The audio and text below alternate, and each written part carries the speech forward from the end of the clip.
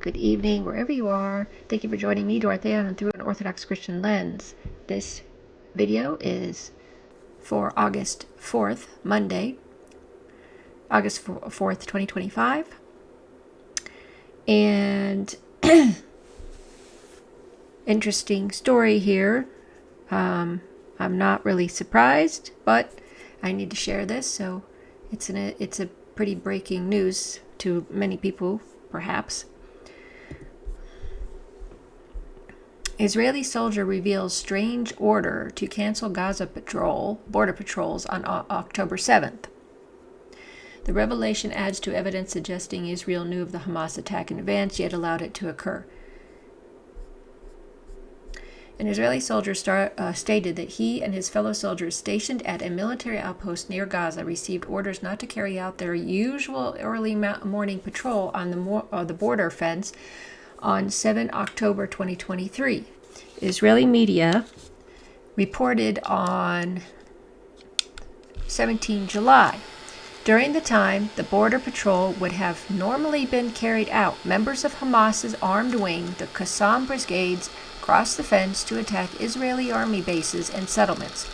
Shalom Shitrit, a soldier in the Golani Brigade, revealed the directive while giving testimony at a meeting of the lobby for reserve personnel in the Israeli Knesset. We received orders from the Golani Brigade commanders on October 7th to cancel all patrols along the Gaza border from 5:20 a.m. until 9 a.m. Israeli soldier testifies to the Knesset committee. Why would they pick those particular times? From 5:20 a.m. until 9 a.m. What does that tell you? What do you think of when you hear that? I think of that's the time needed for Hamas and the other brigades from Gaza to storm in and do their attack. Do you read that the same way as I do?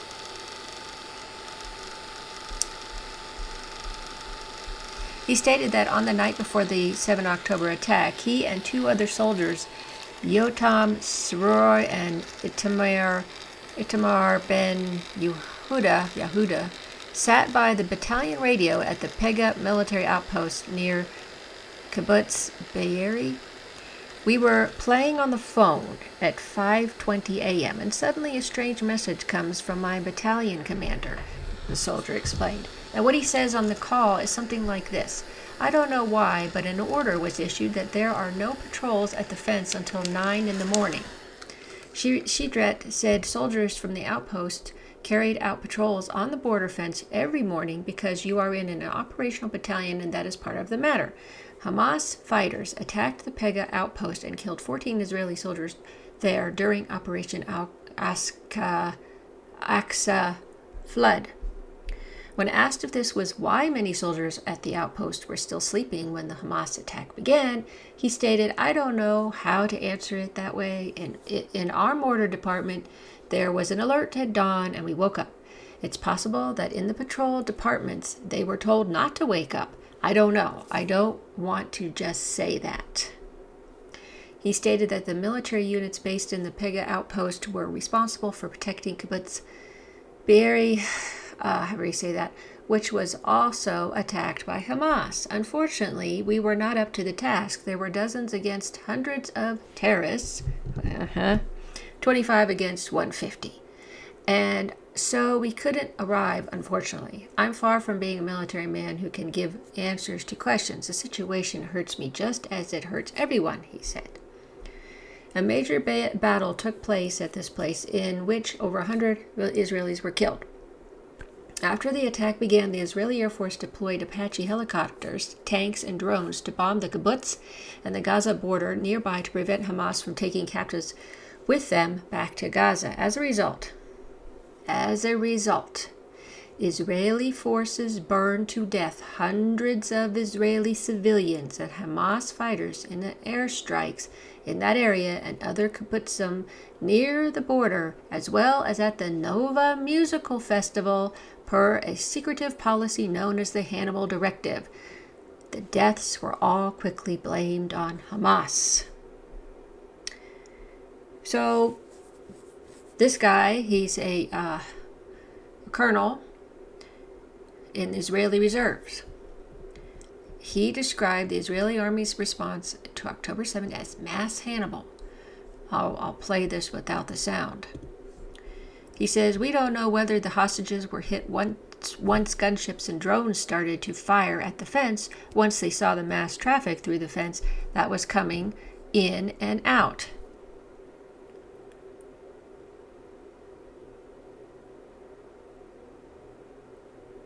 But Hannibal Directive is intentional. If it was deployed, it was an intentional one. If hostages were hit unintentionally, then that was obviously something else. Hannibal Directive was probably deployed because once you detect a hostage situation, this is Hannibal.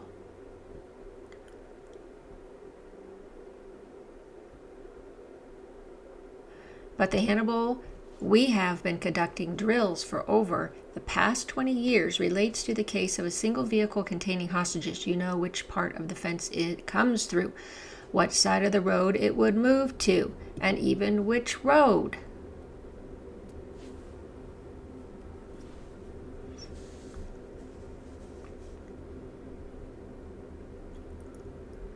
What we saw here was a mass Hannibal.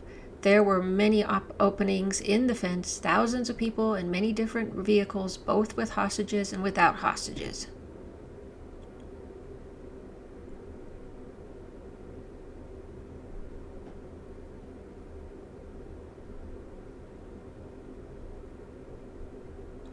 It was an impossible mission to identify and to do what the pilots, did. I know that whoever had the weapons system available, both drones and gunship pilots, did whatever they could without the coordination with ground forces because these weren't around. And why weren't they around? Just was explained. So back to the article. I tried to ask military personnel why and what happened there. The blood of my friends and the blood of many people in the country was spilled in a huge tragedy, and I tried to understand why it happened and how. The strange order to cancel routine patrols along the Gaza border adds to evidence that Israeli political and military leaders knew in advance about Hamas's plan to attack on October 7th and allowed it to happen to justify the conquest and ethnic cleansing of Gaza and the building of Jewish settlements on top of the ruins of the Strip's soon-to-be destroyed cities. Israeli military intelligence officials ignored many signals on the night before the attack and in the previous weeks and months, indicating that Hamas was planning a large attack to take captives to exchange for Palestinian prisoners. Female Israeli soldiers tasked to observe activity on the Gaza border issued multiple warnings to their superiors that an attack was imminent, but they were ignored. In hindsight, we could have done a lot of things. We could have listened to the observers. We could have brought up the Air Force. And these things didn't happen. That's the failure. It's not a failure of the fighters on the ground, but of the higher levels in the army, of people who went down to Ilyat, even though we informed them a week in advance that there was intelligence information. Let's recall that Netanyahu called October 7th Israel's 9/11. And at that time, I remember saying, "Oh, I agree. Same kind of false flag deal that happened on 9/11 here in America. It's the same thing that they did there in Israel." Isn't that interesting how that was correlated? They were saying so that they had this false flag, this October 7th, so that they could ethnically cleanse. They had an excuse to get rid of all the rest of the Palestinians. Yes. And why did the false flag happen on 9/11? So that we could go to the war on terror and invade any country we felt like, so that in the guise of everything was about fighting terrorism, when really it wasn't. It was about our own interests and